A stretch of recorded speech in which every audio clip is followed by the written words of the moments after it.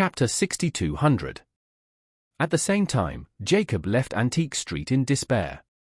Stopped a taxi and said to the driver, "Go to Classic Mansion." The main reason why Jacob wanted to go to Classic Mansion was to invite President Pei there. Have a meal and talk while eating. So, he called Orville first and said attentively, "Mr. Hong, it's me, Jacob." Orville asked in a lukewarm voice, "What does Mr. Wilson want from me?" Jacob said hurriedly, "That's it, Master Wu. I want you to reserve a small box for me. I plan to invite our president to come over for a meal tonight." Orville declined politely, "I'm sorry, Mr. Wilson, there are distinguished guests at Classic Mansion tonight. Don't have any chance, let's talk about it some other time." Jacob didn't expect that Orville, who had always been very cheerful before, would be so rude now. And he felt a huge difference in his heart. He could only say bitterly, "Okay, Master Wu, since you don't want to be convenient. I'll talk about it another day." "Thank you." Orville hummed and said, "I'll hang up now if you have nothing else to do. I'm busy." After saying that, Orville hung up directly without waiting for Jacob to speak. The call was disconnected. This is not Orville's fault. He respects Charlie from the bottom of his heart, and naturally respects Jacob from the bottom of his heart. But this time, Charlie said that he wanted to let his father-in-law know the price of doing something wrong. So of course he did not dare to continue to treat him badly. Jacob was polite and responsive, but his attitude had to be cold so that Jacob could clearly feel the difference.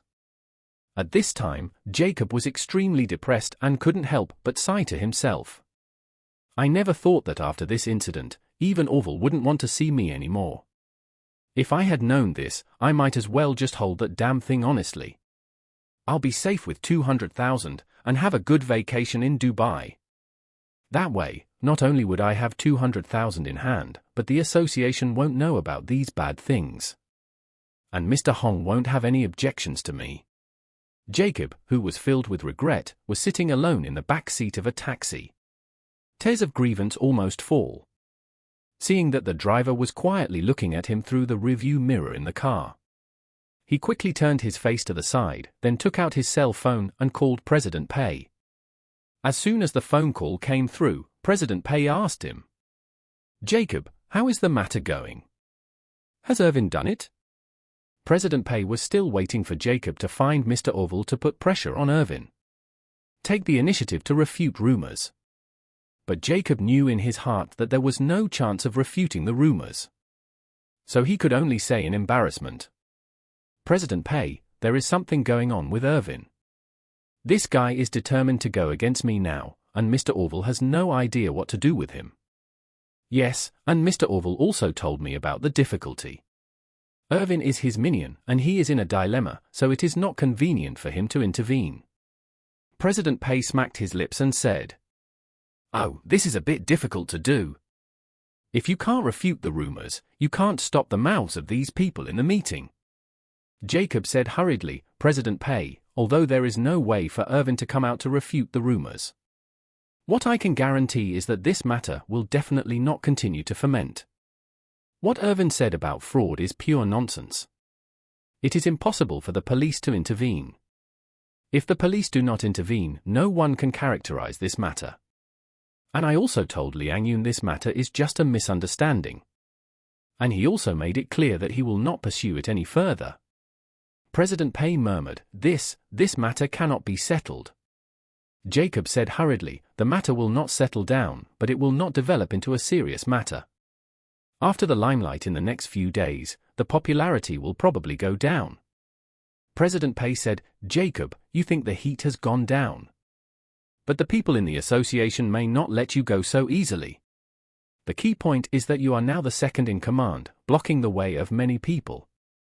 Just like everyone is queuing up in front of a toilet, and everyone wants to squeeze in the person in front of them. Let's go, and all of them are lining up behind you. If they don't squeeze you out, they won't give up. I'm afraid they will keep making trouble." President Pei is also under a lot of pressure now. In fact, he no longer plans to let Jacob take over his position. Because in that case, all the pressure will be concentrated on himself. if Jacob breaks the scandal and continues to let him take the position. Those people will definitely make trouble with him and even talk about him to the outside world to protect Jacob. But he didn't dare to offend Jacob too much. After all, he didn't know what Orville's attitude was towards Jacob at the moment. If he offended Jacob and Jacob hated him, his path would not be easy in the future. Therefore, President Pei's biggest wish now is that Jacob can voluntarily give up the competition for the position of president. Preferably also the position of executive vice president. In that case, the vice presidents would each move up to a higher level. And he would be able to appease their emotions. By the way, leaving Jacob in the association would not offend the public so much. Jacob hadn't yet understood the meaning of President Pei's words, so he said, "President Pei, those people are just grasshoppers after the fall. They won't be able to cause trouble for a few days. When you are promoted, I will become the president. Of course, I have a way to deal with them and make them behave honestly." President Pei said hurriedly, "Jacob, you still don't understand. It's not about whether you are allowed to do the president's job, but whether you can do it. It's about staying in the association. What they want is to remove you from the association. Otherwise they will continue to make trouble. And they may even go to the city to report the situation. In case the city also feels this matter. If it damages the reputation of the association and asks you to withdraw from the association. I can't protect you." Jacob suddenly panicked and even cried out in a very anxious tone. "President, I beg you to help me now. I've already lost all my money, and there's nothing you can do to stop me from watching my status in the association be ruined.